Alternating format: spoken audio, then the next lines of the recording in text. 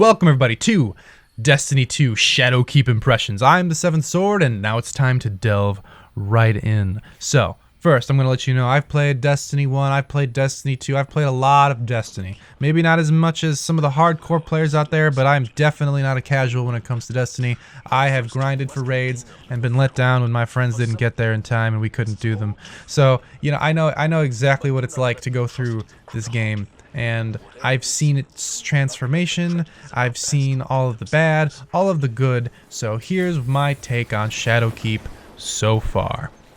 First, I'm going to go into things that I do not like, because I want to start it off that way and end on a positive note. One thing I don't like is I didn't see any new public events. It's a small gripe, but it's annoying. I mean, I wanted a new public event right away on the moon. There might be one later after the raid is completed, maybe. I know there's that whole Vex thing that's going to probably drop after the raid, but still, there should have at least been one new public event when you got to the moon. It was all recycled public events. Kinda sad. Kinda sad. Alright, 2. Something that I've never liked in Destiny, but I haven't, really vocally complained about because I haven't made a lot of Destiny videos. I don't like the progression system every time the power cap is increased.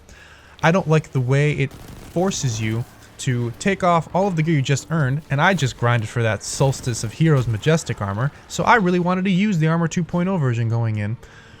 And I did, for exactly one mission, and then a blue dropped on the ground and I replaced my helmet, and then another blue dropped on the ground and I replaced my legs, and another blue dropped on the ground and I replaced my chest piece, and you get the whole point. I don't like that I have to replace the armor that I just earned, that I just grinded for, that I just worked very hard for blues.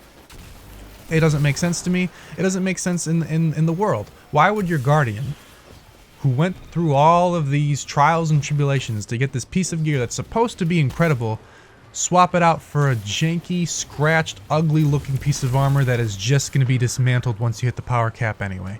It doesn't make any sense to me for veteran players to have to go through this kind of system every single time. If you want people to use your new gear, if you want people to swap out new gear, make the new gear better than the gear they currently have. Don't make it worse for the power cap. And I know, you're going to be like, but the Seventh Sword, you could infuse. Yeah, okay. Yeah, you can infuse. You could infuse. That's such a waste of time and resources. Infusion used to be great. It used to just be so cheap, and I liked that. I liked that system in particular, the way it was before Forsaken, and I hate it now because it's so expensive to infuse. You have all of these armors in your inventory, all of these weapons in your inventory. You're never going to get them all to level. Never. You're never going to do it because it costs way too many resources to get them all there.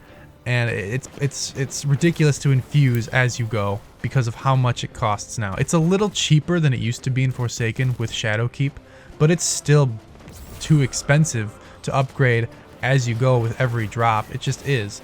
So it's not worth it. Personally, what I think they should do, and this is a compromise, they should change the way prime engrams work. They should add in an additional feature to prime engrams. One, obviously, the way it currently is. You get a random piece of gear to drop, and it's at a higher power level than you are. 2, they should let you use a prime engram to power up a piece of gear that you like, to whatever that power of the prime engram was.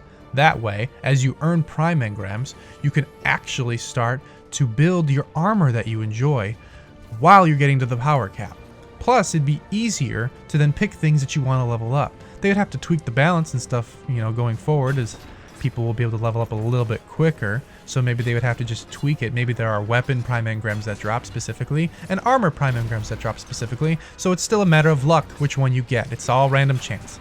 That way, you can pick and choose what you like and what you earned and what you actually want to continue playing with, instead of swapping it out for a janky blue throughout the campaign or afterward. It's okay, moving on. I'm not going to talk about that anymore. That's my personal opinion. I just think they should allow for both ways of play. People who want to do the blue way, the Diablo way, and then people who want to use the stuff that they worked hard to obtain in the new campaign right away. They should allow for both. They should just allow for both. That's it. Okay. Overall, I am enjoying Shadowkeep a lot. This is definitely a step in a positive direction. Bungie is finally at a point where they can control their fate 100%. They are in the exact same position as Digital Extremes and Warframe. They own Destiny 2 completely at this point.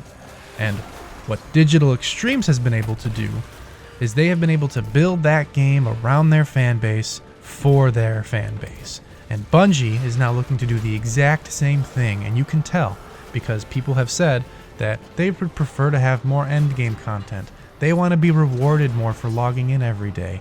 They want to be consistently rewarded for being consistent with the game, and that is exactly what Bungie is delivering in Shadowkeep. There is a not battle pass that rewards you for playing every single day because you level up the battle pass and you get really cool rewards from them. Like you can get armor, you can get materials, upgrade materials, you get the bright engrams again, and then you get a lot of rarer things down the line once it gets to like 60, 70, 80, 90, 100, all that stuff. That's all a really, really good idea. And it's just a good mechanic that rewards people who play. Destiny 2 at launch was not like that at all. It rewarded the person who just logged on once a week. You could go to a public event and you got an exotic. And that was too easy. Then they changed the drop rates to be a little ridiculous. So, that's what happens in games. It's a pendulum, okay? It starts over here, and then they overcorrect it to over here, and then it finally finds some sort of balance in the center over time. And that is now, I think, what Shadowkeep is. It is the balance that we've been waiting for. It's all these mechanics and systems finally starting to work in some sort of harmony. It's not perfect, but it's a good step in the right direction. And honestly, Destiny 2 was built while they were still under Activision, so there's only so much they can really do with the infrastructure of the game. There's only so many changes they can implement this quickly.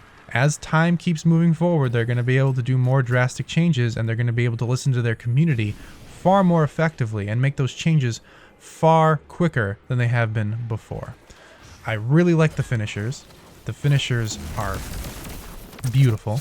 One thing I hope to see in the future, because I know this is a new mechanic, so it's going to grow, it's going to change over time, just like swords was just a gimmick in a mission, and then it turned into a permanent play style with exotics and unique abilities on their own.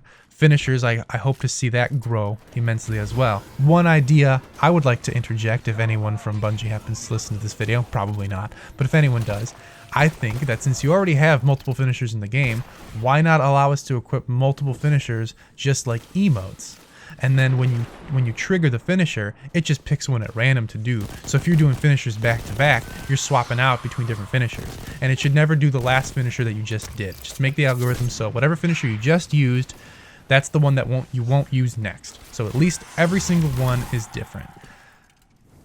That would be so cool in my opinion, if you could equip like 4 of them, and then just do a bunch of different cool things back to back. But anyway, okay, that's just a small idea. Moving on to more things I enjoy about Shadowkeep. I really like the way Armor 2.0 is looking so far. I enjoy the fact that I only have to have one mod, and I can put it on all of my armors as long as they have the capacity for it.